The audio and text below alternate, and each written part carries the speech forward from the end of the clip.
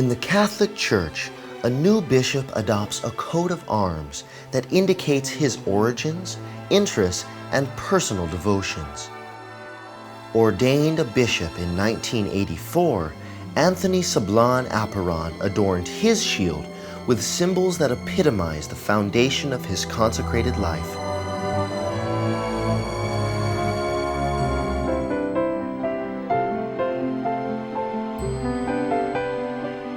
Two silver mountains represent his family. His paternal ancestors from the Philippine province of Ilocos Sur and his maternal lineage from the high islands of the Marianas. The suni, or taro plant, symbolizes their unity in the fertility of the soil, while the water of the river brings life to all creation and is the source of eternal life in baptism.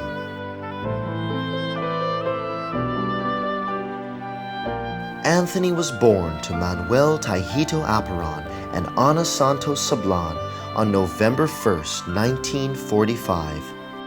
As a family, we prayed the rosary together. Many times I would accompany my mother for morning masses. I got accustomed to that, and I think prayer life is what helped and encouraged my vocation too. The 10th of 12 children, Anthony displayed exceptional qualities early in life. He was so very intelligent, and he was such a well-behaved young man, and he had all the virtues of coming from a very good family. I think his mother and father nurtured these virtues in him. He was very respectful, very honest, very, I won't say ambitious, but he knows what he wants to be, what he wants and goes for it. I believe we were in the 4th grade.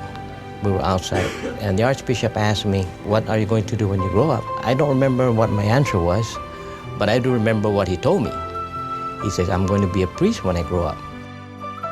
Although they were related to the first Chamorro priest, Padre Jose Palomo, Anthony's mother discouraged him from embracing the religious life. My mother didn't want me to be a priest. She thought I could go on and study to be a doctor and become a doctor, a medical doctor. So she really gave me a hard time. So I had to bargain every year. Can I have it try for 1 year, one more year, and went on. She keeps hoping I come home. His father, on the other hand, supported his vocation. My father-in-law is very happy and proud of his son becoming a priest, and then all this time that we share with him before he died. He's always coming to the house, join us. Anthony took high school at a minor seminary, bringing him closer to his dream. The Archbishop and his seminarian classmates were integrated with our class, but they had to wear cassock and their blue band. Being in the seminary, he's sort of different from us. I mean, we're with him, but really, he's not. But he was very focused and very studious.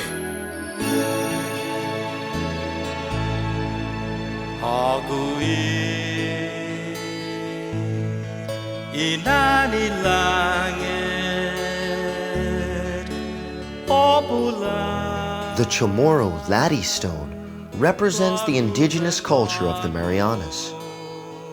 Originally used as a base on which the natives built their homes, it symbolizes the continual growth of Christianity among the Chamorro people, a firm foundation on which the Archbishop stands today. When my mother knew that I was going off island to study for the priesthood, I remember vividly her telling me, "If you write to me in English, I will throw it away in the trash can. But if you write to me in our native language, in Chamorro, I will answer your letters." I love the language, it's my mother tongue. Here at the Cathedral-Basilica, we celebrate the Eucharist every morning in Chamorro. And that has always been very important for the Archbishop. So the Archbishop sees the need to be able to preserve culture or language so that we can come to appreciate them and have a sense of pride and ownership and belonging. And whenever a priest is ordained, he always hands them the sacramentary in Chamorro, and he challenges them and he encourages them to be able to preside the Eucharist with having to speak the language. This fidelity to his Chamorro heritage is evident in the way the Archdiocese ministers to the faithful on Guam. He understands people, he understands the culture, and so it's nothing foreign to him. Each individual he can touch, lives because he's born and raised here, so he knows the culture and the people. The Archbishop, as you say, is very, very in tune to the idea that who we are, our culture, our history is very much part of our identity along with the Church. And you'll see that reflected. His gospel reflections every week in the Pacific Voice are printed in English, but as well they're printed in Chamorro, our native language.